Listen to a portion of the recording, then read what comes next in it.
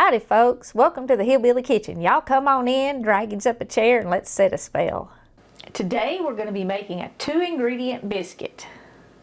Now this is probably one of the simplest recipes that you're ever going to find for biscuits. And how it works is you use self-rising flour, which already has your leavening agents in it. And you need a cup to a cup and a half of heavy cream. And the cream replaces the milk and the butter or the shortening in a regular biscuit recipe because it already has the fat in it, so you don't have to cut the fat in. So this is a really good recipe for when you're in a hurry and you don't have time to cut that fat in. And I'm going to show you why I say you're going to need between a cup and a half of heavy cream, because that's a pretty big difference. It's going to depend on how you measure your flour and how much air is in your flour. I've got 2 bowls here. This has 2 cups of flour that I just scooped out, measured, and dumped in there. This one has 2 cups of sifted flour in it. And I want to show you the difference in how much flour is actually in the bowl. The sifted flour weighs 8.1 ounces. The unsifted flour weighs 10.5 ounces. That's more than 20% more. So that's like almost like having an extra half a cup of flour in my bowl. And a lot of things can affect how much air is in your flour, not just whether or not you sift it. How long it was sitting on the store shelf can affect that. How long it's been sitting in your pantry can affect it. If you tapped your measuring cup when you were scooping it out, or even mashing it down when you were leveling it and measuring it, can affect how much air is in it. If I don't sift my flour, if I'm in a hurry, I'll take a fork or a whisk and just go through the flour to put a little air into it. Because the more air that your flour has in it, the lighter and fluffier your biscuits are going to be. Now I'm guessing, because this is literally a half cup less flour, that a cup of the heavy cream is going to be more than enough for this much flour. But you will have to adjust it when you make these biscuits and get the right consistency in your dough. Kind of open your flour up and make a well in the middle and pour your cream in. And I'm not even going to put all this in. And then you just want to like fold your flour. You don't want to stir it real hard or real vigorously, because if you do that, it's going to take all the air out of your flour, whether you sifted it or not. And like I said, it's just up to you whether or not you do it. It's how much time you have. This is a good recipe for when you're in a hurry, so you might not want to do it. Okay, you can see my mixture is kind of starting to dry out. And I don't want it this dry, so I'm going to go ahead and add the rest of my cream. You don't want it too wet, because if it's too wet, you'll never be able to roll your biscuits out and cut them. That looks pretty good right there. Okay, now you can do these different ways. You can take a scooper and you can scoop these out, or a spoon and scoop them out, just portion up a little bit like this. And you can do drop biscuits, just put it right on your pan or your cookie sheet or whatever you're going to do and cook them like that. You just want to put a little flour down and dump your dough out on this wax paper or on your countertop. You do want it to be stiff. I mean, if your dough is really, really soft and mushy to the point that it won't kind of hold its shape, you probably need to add a little bit of flour. And if you're using the self-rising flour and the heavy cream, you can adjust your dough until you get it exactly right. And you can see this holds its shape, but it will certainly stick together. It mashes when I mash it. And all you want to do is just kind of mash it out. I like mine about 3/4 of an inch thick. You can go a little bit thinner than that if you want to. You definitely do not want to overmix this or any other biscuit recipe. If you mix your biscuits too much, what will happen is they will get very, very tough, very, very hard, and very, very dry. Now, if you want to bake these in your cast iron pan or an unlined cookie sheet, it's a good idea to wipe just a little bit of oil in there. You don't need too much because you do have flour on the bottom, and that's going to help keep it from sticking. And I'm going to do these a couple different ways because this is such a simple recipe. I want to give y'all some techniques so that it's worth watching the video. If you put your biscuits in a pan, like what I'm doing over here, and the sides are touching, that's going to make a much taller, softer biscuit.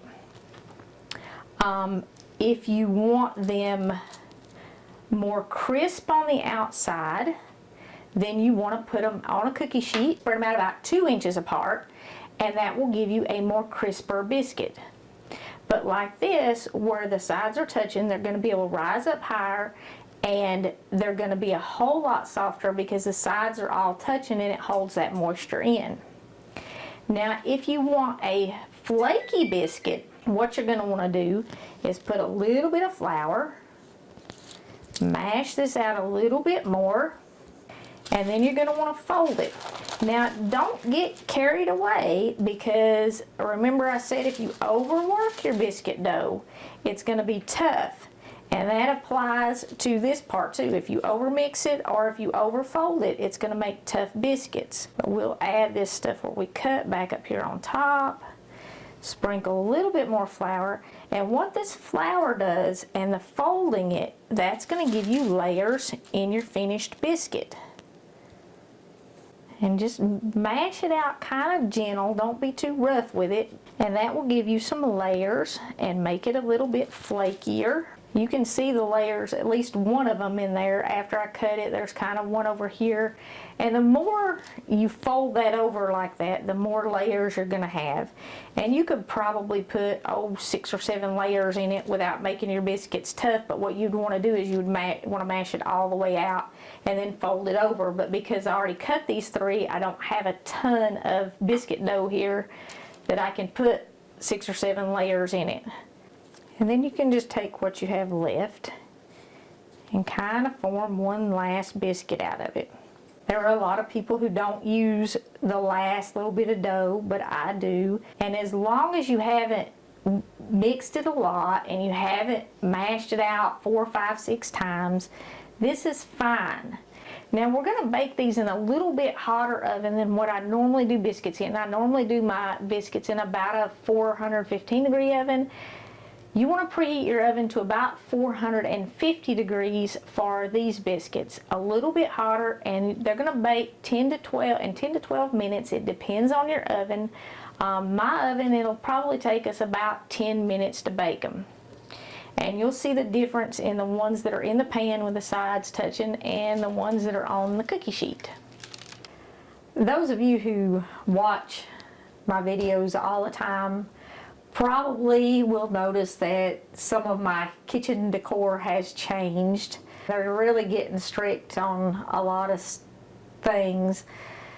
So I thought that the stuff that I picked out that I changed my refrigerator and the cabinet behind me.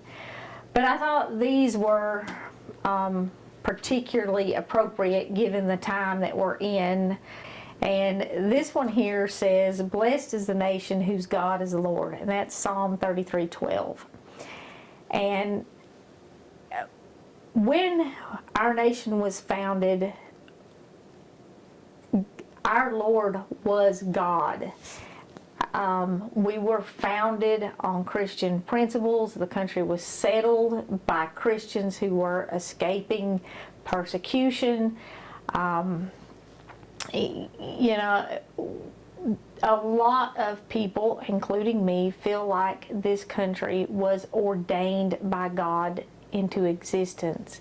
And when we were, based on what our founding father said, we were ordained to be one nation under God, indivisible, with liberty and justice for all. And that's why I chose that to replace what I had up. I feel like our nation is at a turning point, and there are Christians everywhere who are praying for our country. And the Bible says that God is faithful to He will be faithful to heal our land if we humble ourselves and we pray. So if you are not already praying for our nation, I want to encourage you to please join me and pray that God restores us to be the nation that we were ordained to be, and that we once again can see peace and unity maybe like we've never seen it before. Okay, I usually make my biscuits with the sides touching. Our flaky biscuits that we made over here, or our biscuits that we made, our layered biscuits, were a little bit too high not to have their sides touching. That's why they fell over. When you bake your biscuits, if you put them sides touching like this, they can get pretty high and they won't fall over like this. So that's something else to keep in mind. Before you put them in the oven, you can brush the top of them with a little bit of the cream, or not. You can kind of play with that and see if you like that or not. What I like to do is when I take mine out of the oven before I serve them, is I just take a stick of butter, and you'll have to hold it there for just a second until it starts melting. And I coat the top of all of them with just a little bit of butter. And what that does is it keeps them soft and it keeps them moist while you're serving them. But you can also put them in a basket to sit them on the table and cover them up with a napkin, and that kind of helps keep them warm, and it's a little bit prettier. Or you could use a dish towel to cover them up with, something seasonal. But that gives you a few different ways to make them. Hopefully some tips to help your next batch biscuits to come out the way that you want them. People like different tastes, so experiment with them and get them where you can make them the way that you like them. And whether you're doing traditional buttermilk biscuits or you're doing a butter biscuit or whatever you're doing, the basic techniques are the same. We're going to be making a 2-ingredient fudge.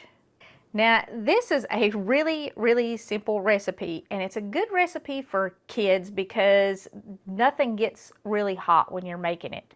And what I have is a 14-ounce can of sweetened condensed milk. Now, when you go shopping for this, you want to get the brand doesn't matter, but you want to check the ingredients, and you want to make sure it says just milk and sugar. So you do want to make sure it's sweetened. This is not going to be very good without the sweetened milk. And the other thing that I have is a 12-ounce bag of semi-sweet chocolate chips. Again, any brand will do. You don't want to use milk chocolate chips in this because it won't set up firm enough with milk chocolate. You could use dark chocolate.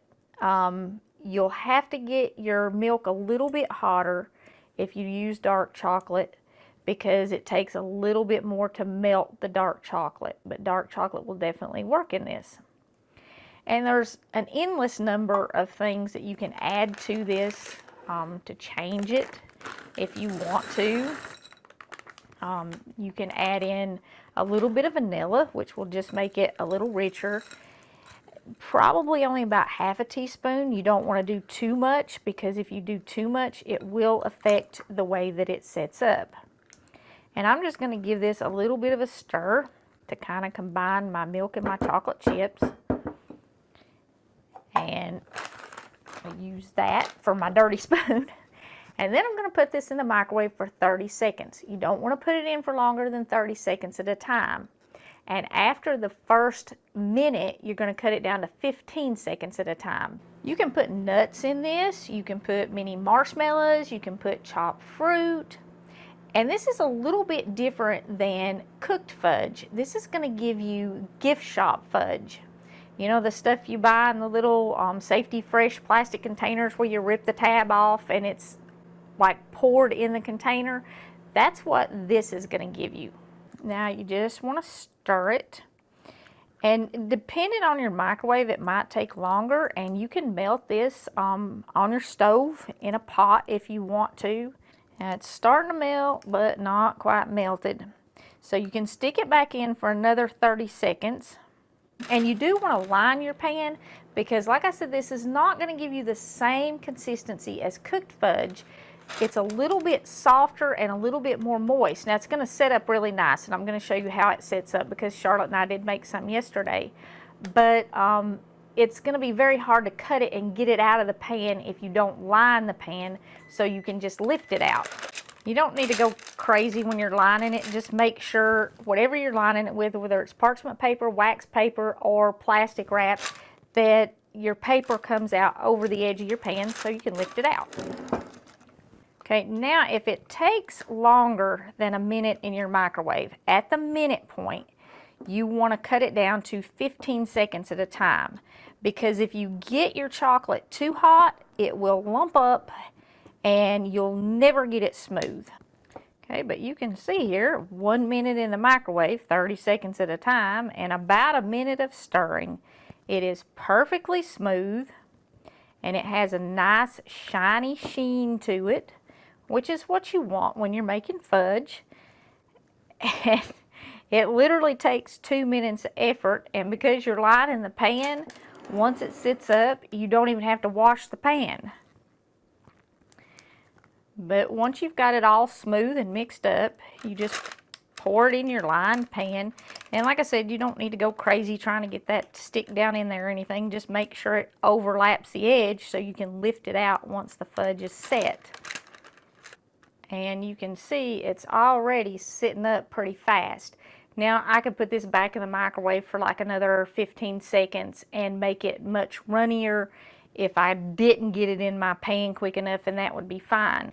I do want to warn you, grandmas, if you make this with your grandkids, make it right before they're about to be picked up, because if you let a young person lick this off, the sugar chaos that will ensue is not anything you want to deal with. Did that one yesterday.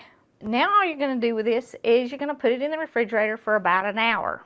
And if you let them lick that spoon off, they're not going to want to wait an hour to get another piece of fudge either. Not good. But in an hour, it will be completely firm. And there's pretty much no way to mess it up. And like I said, you can add other stuff in it if you want to. You know, if you wanted to do Rocky Road or something. Once it sets up, it's softer and creamier than the cooked fudge. Like cooked fudge, you would have to have a pretty sharp knife to cut it. And you can see that this cuts fairly easily with just a butter knife. But you can also see it's not stuck to my plate, so it's not like gooey or anything. It's set up, it holds its shape really nice, and it does give you something pretty much identical to the gift shop fudge. And it's a really easy one to make. So if you need a small batch of fudge, if you don't want to stand and stir it over the stove, and you don't want to stand and stir it after it's cooked, you know, trying to get the air in it so it has the right consistency, this is definitely an option, and it's good. It's different than the traditional, but it is very good. Today we're making meatloaf. Now I want to start by telling y'all this ain't the healthy version of meatloaf. This is just a good old-fashioned meatloaf. It has a ton of flavor. But as we go through the ingredients, I'm going to give you some substitutions so you can make it a little bit healthier, and maybe even change the flavor if you want a different flavor in your meatloaf. Obviously, you need some meat. And today I'm making a really big meatloaf, so I have like almost 3 pounds of ground round. You can use any ground hamburger you want. You can even use healthier stuff like ground turkey or ground chicken if you want in your meatloaf. As we go through it, I'm going to give you kind of the ingredients if you're making a 1 pound meatloaf too, and tell you how to do that, because not everybody needs 3 pounds of meatloaf at one time. You can use regular 70-30 ground beef. I prefer at least ground chuck, and I don't like to go any leaner than ground round. And I'm using the round today because it was on sale cheaper than the chuck when I went to the grocery store. So that's something to kind of watch for when you're doing a meatloaf. You need quite a bit of meat. Obviously, it's the main ingredient. The next thing you need is some filler. And I'm using crackers in my filler today. If I was making a 1 pound meatloaf, I would use like just a sleeve of regular saltines. You want about 3/4 cup to a cup of filler, depending kind of on what texture you're looking for per pound of meat. And you can use a lot of different things for filler in your meatloaf. Like I said, I'm using crackers. You can use crackers, you can use breadcrumbs. If you want to go healthier, you can use oatmeal, quick cook or old-fashioned rolled oats. And my Aunt Louise used to make the best meatloaf when I was a kid, and she always used oatmeal. You want at least 1 large egg per pound of meat you're using. If you got little bitty small eggs, use a couple. And what you flavor it with, again, is up to you. You can use all ground spices and seasonings, you know, onion powders and garlic powders and stuff like that, and not chop up any vegetables. I certainly prefer it with chopped onions and bell peppers in it. And I have my onion was about this big. I didn't measure it. Even with a 1 pound meatloaf, you're going to want at least 1/2 cup of chopped onions, maybe a little bit more if you use them, and about 1/2 cup of bell peppers. But I have just a pretty good sized onion and 1 pepper that I've chopped up fairly fine. And how fine you chop them up, again, is up to you. Now for flavoring and sauce, I have about 1/4 cup of ketchup, maybe a little bit more. You would want, if you were just doing 1 pound, maybe 3 or 4 tablespoons. And I have a cup of barbecue sauce. Total with your sauce per pound, you're going to want at least 1/2 cup of some kind of sauce in there. Now, I'm using honey barbecue sauce. You could use salsa, you could use taco sauce, you could use anything like that, you know, do a different flavor. You can even use tomato soup, crushed tomatoes, fresh tomatoes, dice them up and use fresh tomatoes instead of the sauces if you have them and you want the healthier stuff. But like I said, you want about 1/2 cup per pound. And I'm going to put part of this barbecue sauce in my meatloaf, and I'm going to top it with the rest of it. I know a lot of folks just top it with plain ketchup. I don't really think that has enough flavor. I have a little bit of minced garlic, and I'm using the garlic that comes packed in water, already minced up. That is the world's easiest way to use garlic.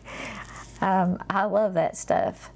And I also have a tablespoon of onion powder, and I've got about 2 teaspoons of salt. I got a lot of meat here, but when you're measuring your salt and adjust this to your taste, keep in mind I have salt in here, salt in here, and salt in here. So when you pick your fillers and you pick your seasonings, adjust the salt based on what you're using. If you were using oatmeal and fresh tomatoes, you would definitely have to add more salt, or your meatloaf would be so bland and it would just have no flavor no matter what you added to it. And I have a teaspoon of pepper and a tablespoon of onion powder. Even though I've got the onions in here, I want the onion powder because it will mix in the meat better, and it'll really ensure that I have that even flavor throughout my meat. So let's get started mixing up some of these ingredients. The first thing I'm going to do is I'm going to beat my eggs up a little bit with a fork.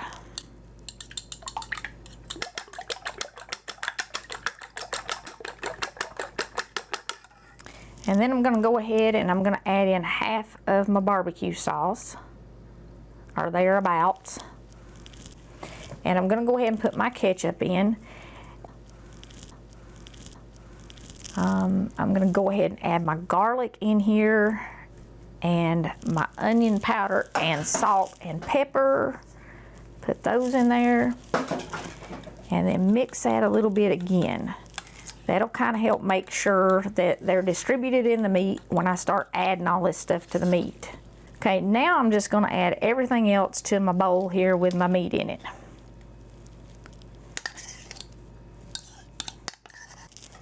Go ahead and dump your crackers in there, and your onion,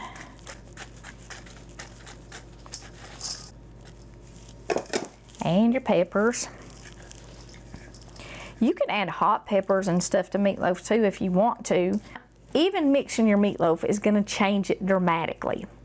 If you mix it really, really well with your hands, you know, if you get in there and squeeze it and mash it real tight, it's going to have a different texture to it.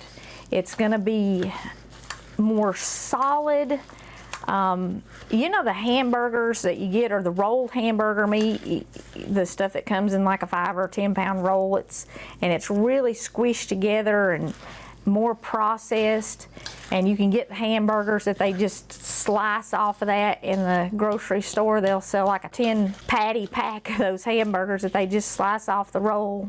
That's what kind of texture it will have if you mix it with your hands a lot. I mean, you can mix it with your hands and not get that texture, but if you over mix it and you really mash it up a whole lot, it's going to get that kind of texture to it. Okay, this is about what you want right here. You can see everything is evenly distributed in there. It's all sticking together really well now, but it's not turned into this mushed up ball. And I mix mine with just this big fork. You're gonna get your hands in it, and if you want, you can wear gloves. So I'm gonna bake mine in my iron skillet. If you're only doing a 1 pound one, of course you would need a smaller skillet, and a 1 pound one fits really nice in a loaf pan. If you've got an iron skillet and you've never tried cooking your meatloaf in it, give it a try. You do want to wipe it a little bit with some oil or some kind of grease, because we're going to put the barbecue sauce on top of it. It is going to stick to your skillet, and it's going to make it hard to clean if you don't wipe it with a little something. But now just put your meatloaf mix into whatever pan you're using, and you want to preheat your oven to about 350 degrees. And I know everybody wants exact baking times, but there's not really an exact baking time on meatloaf. It's going to vary a lot based on how much meatloaf you're making, of course, and it's also going to vary based on how much filler you have in it and how much sauce you have in it. That's going to change your cooking time. And certainly the kind of oven matters. I mean, if you've got a convection oven, it's going to cook a whole lot faster than with a regular oven. I can tell you this, we like ours a little dunner than most folks do. And generally speaking, a 1 pound meatloaf, you're going to want to cook it at least an hour in that 350 degree oven. Maybe a little bit longer. Make sure it's pretty firm in the middle, or well, make sure it's really firm in the middle. If it's not done in the middle, keep cooking it. One this size is going to take about 2 hours. And in about 2 hours, then you can take it out and top it, and we're just going to stick it back in after it gets done until our topping is brown. You know, it's hot and a little gooey. Probably total cooking time for this one, I'm looking at anywhere between 2.5 to 3 hours. 1 pound one, you're looking at an hour to an hour and a half. So, you know, you're just gonna have to base it on what size your meatloaf is and how well you like it done. You do want to make sure you get it done though, because it has ground beef in it, and you don't want to eat raw ground beef and make everybody sick. And once you get it all in your pan, you do want to kind of take your fork and mash it down, mash it together. You don't want great big craters in the top of it. It would almost make little burn spots in the top, and you don't want that. And I kind of go around the edges a little bit. That gives the grease somewhere to go. And after you've cooked it, if you have a lot of grease, you can drain that grease off before you put your topping on. Now the only other thing is, before you put it in the oven, I cover mine. And I cover it because this is going to have to cook, like I said, about 2 hours. And if you cook it in the oven uncovered for 2 hours, the top is going to be all burned. And you don't want that. That doesn't make a good meatloaf. So I just cover it with foil. That also keeps it from splattering in your oven. Kind of tight. I want to hold the steam in out of the peppers and the onions and keep the top from burning. It's better if your foil doesn't touch your top, but this was such a big meatloaf. I think mine is a little bit, but it'll be okay. So I'm just going to put this in my 350-degree oven, and we'll come back and check on it in a couple hours when it's ready to add the top. Okay, our meatloaf has been in the oven a couple hours now. There's not a lot of grease in this ground round. You can see there's not enough to even worry about draining it. But if you used ground chuck or regular 70-30 ground beef, you might want to drain it at this point. And I said the cooking times will vary based on a lot of different things. Your oven, how much fat's in your meat, how much liquid you put in your meatloaf.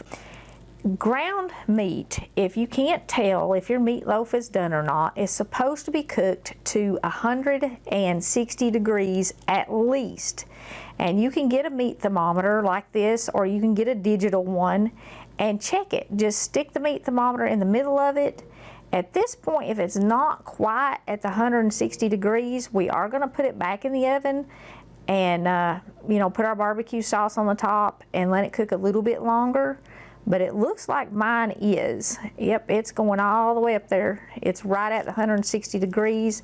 I have my little arrow pointed at where I want my thermometer to get to. So if you're new to cooking, or maybe you're not sure how to tell when a meatloaf gets done, get a thermometer. And like I said, you can do this one, or you can one like this, or you can do a digital one. It doesn't matter. And stick it right in the center and make sure you don't go all the way to the bottom and get your pan. You don't want to make anybody sick with your meatloaf. That's not good.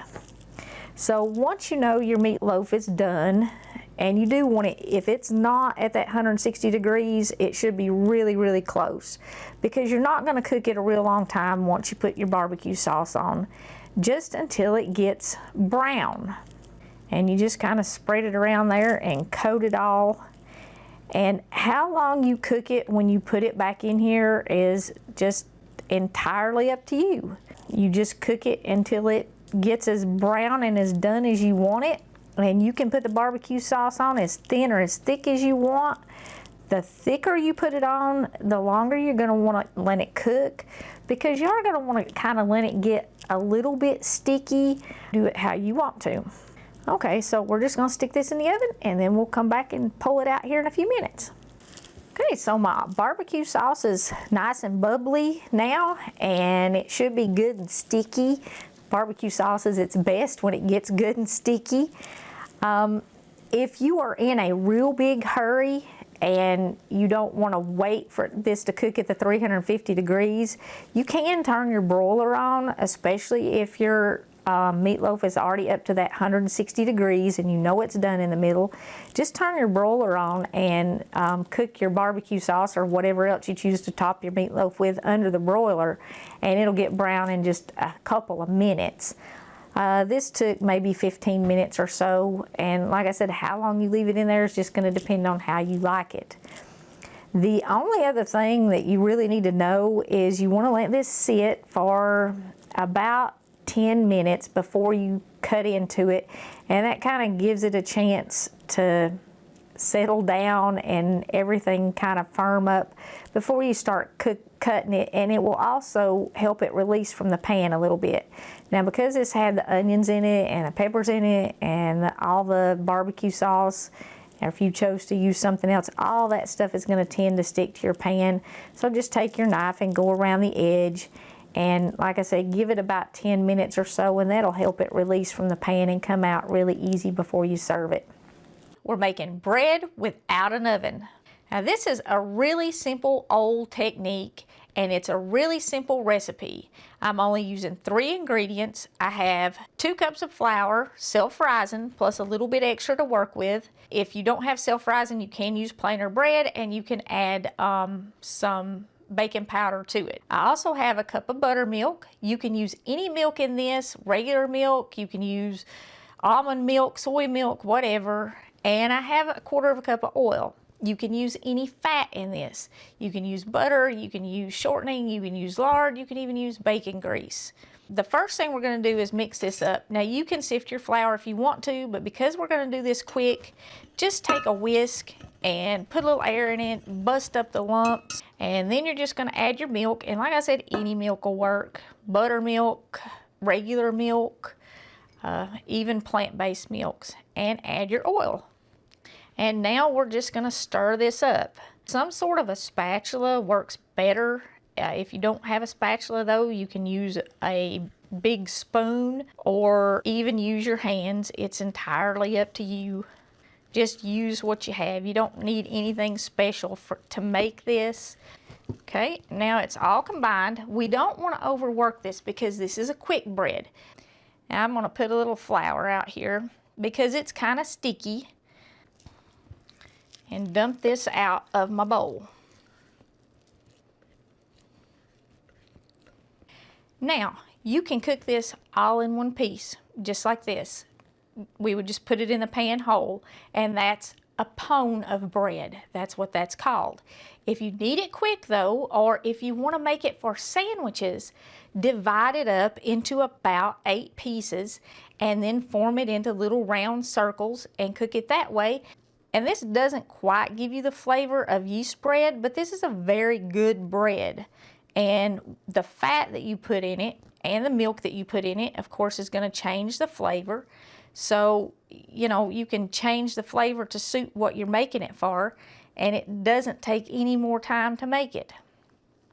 Just a minute to mix it up, and then form it, and 10 minutes to cook it. This is a really soft, really sticky dough, and you're going to want some flour on your hands to work with it. And if you want it to be a pretty bun, you are going to have to spend just a little bit of time shaping it. And you could do these in different shapes too. You know, if you wanted hot dog buns, just shape them kind of oblong. Now, you could, if you wanted to, use a biscuit cutter and cut these out instead of shaping them. It's really just what you feel comfortable doing, because it will work to cut them out with a biscuit cutter or shape them with your hands, just however you want. But you want them about this size if you want them to cook in 10 minutes.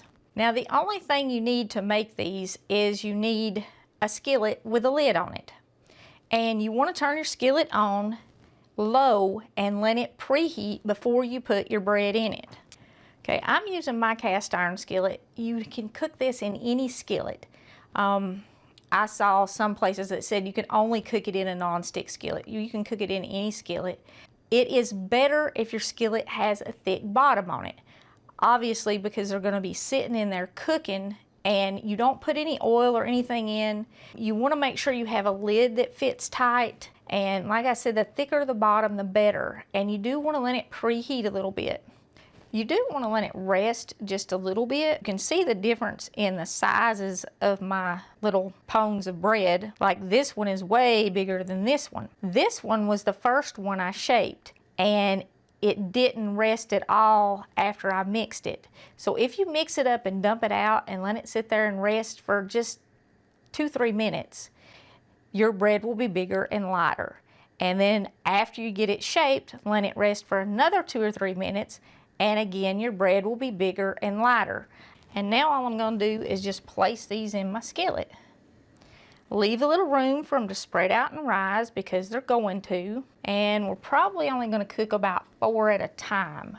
Then you just put the lid back on it and let it sit there for about 5 minutes. Then we're going to flip it over and let it sit there for another 5 minutes. Okay, after about 5 minutes, we're just going to flip our little pones of bread over. And you can see they've risen up quite a bit more.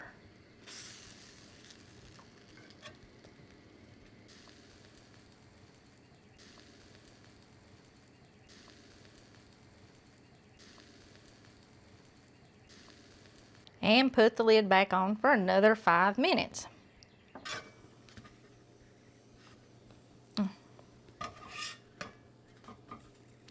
Well, it is done, and my stove that doesn't know low has kind of overbrowned some of it a little bit, but it's okay. I mean, it's not like too brown.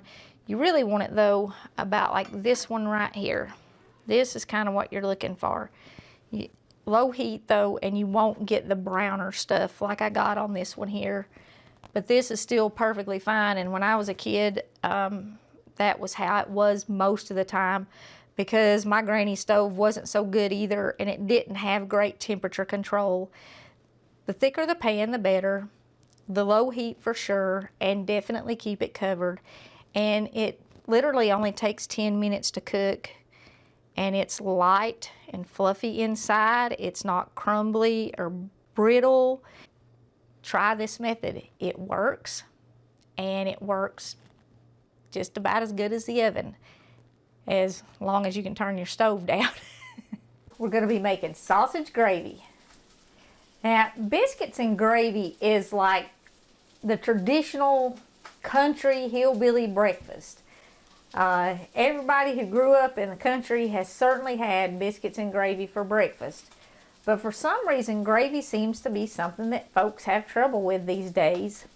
So this video, I'm going to focus just on how to make the gravy and nothing else. I've got some fresh biscuits in the oven baking up. But what you need to make sausage gravy, well, you don't even really need sausage, but you got to have a pan that has some sausage cooked in it. And I've got a pan over on the stove that I'm cooking sausage in. But what I like to do is I cut a pound of sausage into pieces, slice the roll up, and then I keep the two end pieces and I put that in my gravy because they ain't very pretty anyway. You don't have to add the extra sausage to your gravy though. You can just use the drippings in the pan. And you need about 1/4 cup of flour, and any flour will work. 2 cups of milk and salt and pepper, and that's it.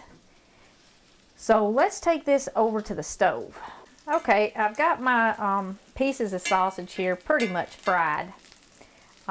If you don't want to do pieces of sausage, if all you want is just the gravy to go with the biscuits, you can actually take just about this much sausage, just the end pieces, for the 2 cups. That's all you'd need. And you just fry that up in your pan and you can make your gravy in that. But generally folks around here like some sausage with theirs. So I fry up the whole pound and then make the gravy in the pan after I get done frying it. Now I'm just going to mash these 2 pieces of sausage here up, bust them up until they're really small, because I don't want real big chunks of sausage in my gravy. This is just kind of a seasoning for it. Don't worry about all that stuff that's sticking on the bottom of the pan, because when we start mixing up the gravy, that's all going to come off, and that's going to give a lot of flavor to the gravy. If you use the sausage like this to season your gravy with or flavor it a little bit more, you want it pretty fine like this, and you get it pretty fine just by stirring it while it cooks. And it just takes a second to cook it because you're stirring it around and there's not much in there, especially if your pan is already hot. Okay, now once your sausage is cooked, you're just going to sprinkle your flour in your pan. And you're going to stir that until your flour and your grease and your sausage crumbles are all combined together really well. And you can see there's not much grease in my pan, or there wasn't before I added that flour. If you've got some kind of sausage that's really, really fatty, you might want to take some of the grease out of it. You don't have to, but I'm not a big fan of greasy gravy. So if I've got a lot of grease in my pan, I usually get some of it out of there. I just like enough grease to make my roux, and it doesn't take much grease. Okay, and now you add salt and pepper to it. And like I said, don't worry about what's stuck on the bottom of the pan, because when we add the milk and we start stirring it, all that stuff is going to come off the bottom of the pan, and that's what's going to get your flavor in your gravy. And how much salt and pepper you add is entirely up to you. And then add your milk all at once while you stir it. You can use a whisk for this, and sometimes I do, or you can use a fork, but whatever you're making it in, you want to be able to scrape the bottom. Now you can certainly make this in a non-stick skillet, but if you're doing a non-stick skillet, you want to use a nylon coated whisk. In the iron skillet, I think fork works about as good as anything.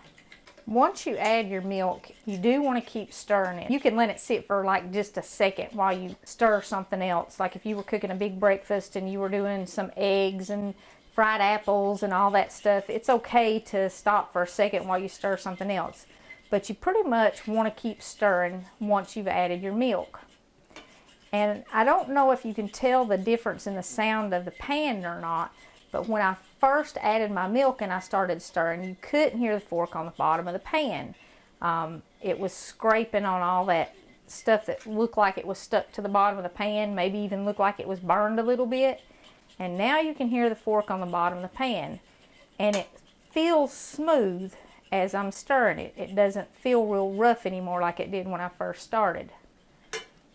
That's because when you dump that milk in there, it makes all that stuff release, and like I said, it gets in your gravy and gives it a really good flavor. Now, there's only a couple of things that you really need to keep in mind with gravy. There's two ways to really mess it up. One is burning it. That's not stirring it enough.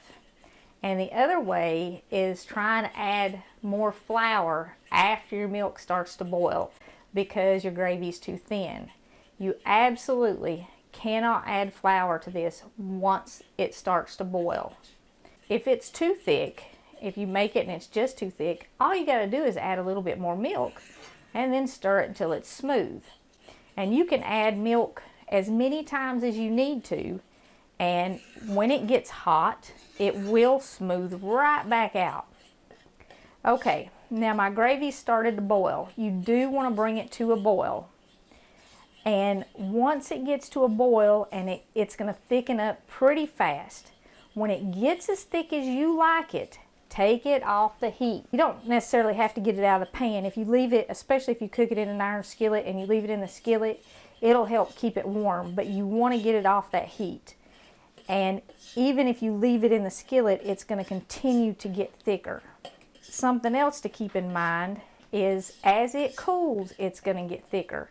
Like this is not super thick now, so you want to stop it a little bit before the point where it's as thick as you think you want it. And that's what I've got right there. That's as thick as I want it. It's going to get thicker as it cools. And like I said, if it's too thin, keep cooking it. Don't add more flour. That will cause lumps that you will never get out of it. And if it's too thick, just pour a little more milk in there. I want to use this spatula and really get this out of this pan and kind of show you what I'm talking about, that all the stuff that was burned in the bottom of the pan came out.